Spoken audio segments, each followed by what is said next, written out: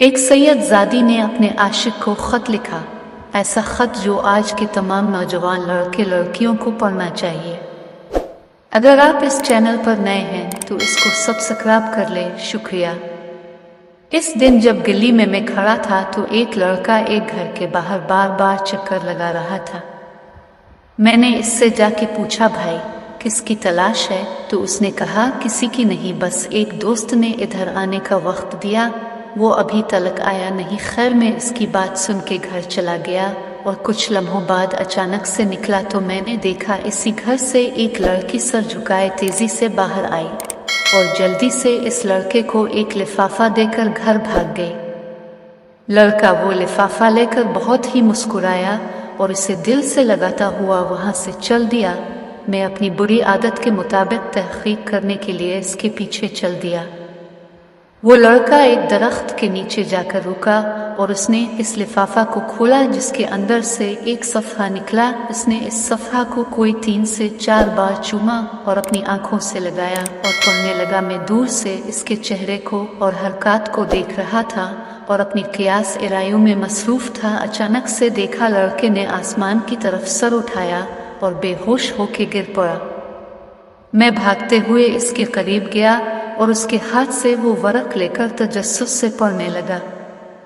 ये एक ख़त था जो इस लड़की ने अपने इस आशिक को लिखा।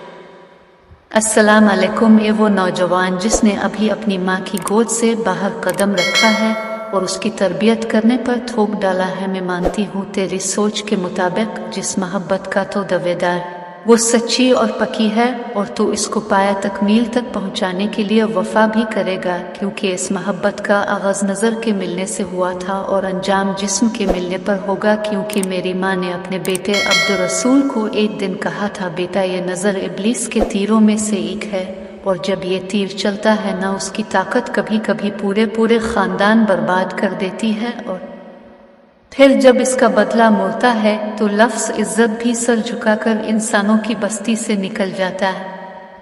लिहाजा इस आँख को सिर्फ अपने सोने हुजूर के चेहरे को देखने के लिए मुंतज़िर रखना, वरना क़यामत के दिन अपने माँ को हुजूर की बारगाह में शर्मिंदा न करना कि मैं इस बात पर शर्म के मारे डूब मरूं कि मैंने तेरी तरबियत में कमी छोड़ दी थी।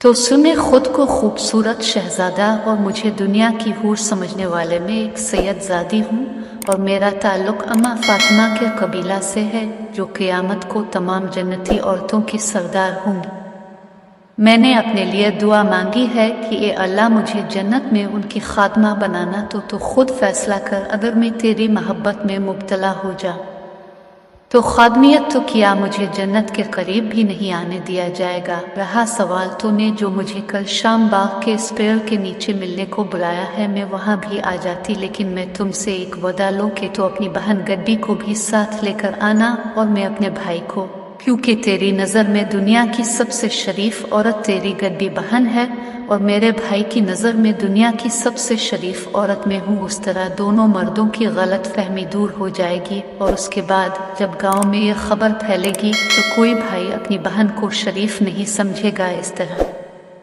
आइंदा मोहब्बत करने वालों पर हमारा एहसान रहेगा।